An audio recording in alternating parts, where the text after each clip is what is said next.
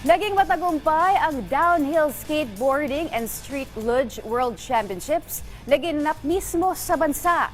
Yan ang ulat ni Bernadette Tinoy. 83 atleta mula sa 18 bansa ang nagsama-sama para sa 2024 Downhill Skateboarding and Street Luge World Championships na ginanap sa Tagaytay City. Sa kabila ng maulang panahon, hindi natinag ang mga manlalaro para ipamalas ang kanilang husay sa naturang sport. Itinanghal na kampiyon ng men's downhill skateboarding ang Italian star na si Stefano Barbizzi, habang si Abdil Adzim Ahmad Madzan naman ng Malaysia ang nanalo sa men's street luge. This is my 11th year of racing, and I've been chasing this dream for all my life, and it feels so good. Naibulsa rin ni Maura Jakubiak ng Canada ang gold medal sa women's street luge, habang si Lisa Peters ng Netherlands naman ang nanalo sa women's downhill skateboarding.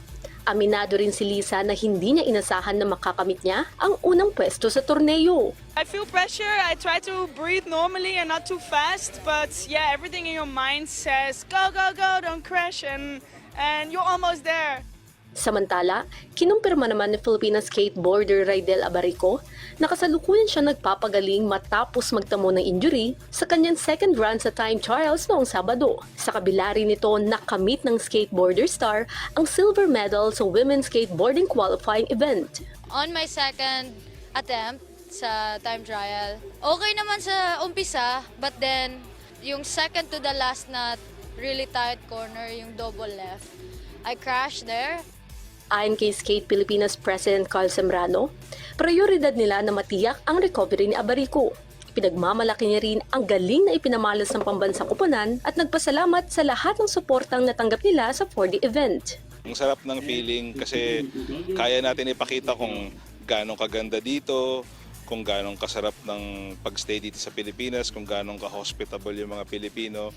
Iba din po na pwede mo mapakita sa buong mundo habang nandito lang tayo sa Pilipinas. So, sobrang nakakatuwa po para lahat ho ng members ho ng community ho namin sa downhill skateboarding. Maituturing na makasaysayan ang World Championships ngayong taon dahil dito mismo sa bansa ginanap ang torneo sa kauna-unahang pagkakataon. Bernadette Tinoy para sa Pambansang TV sa Bagong Pilipinas.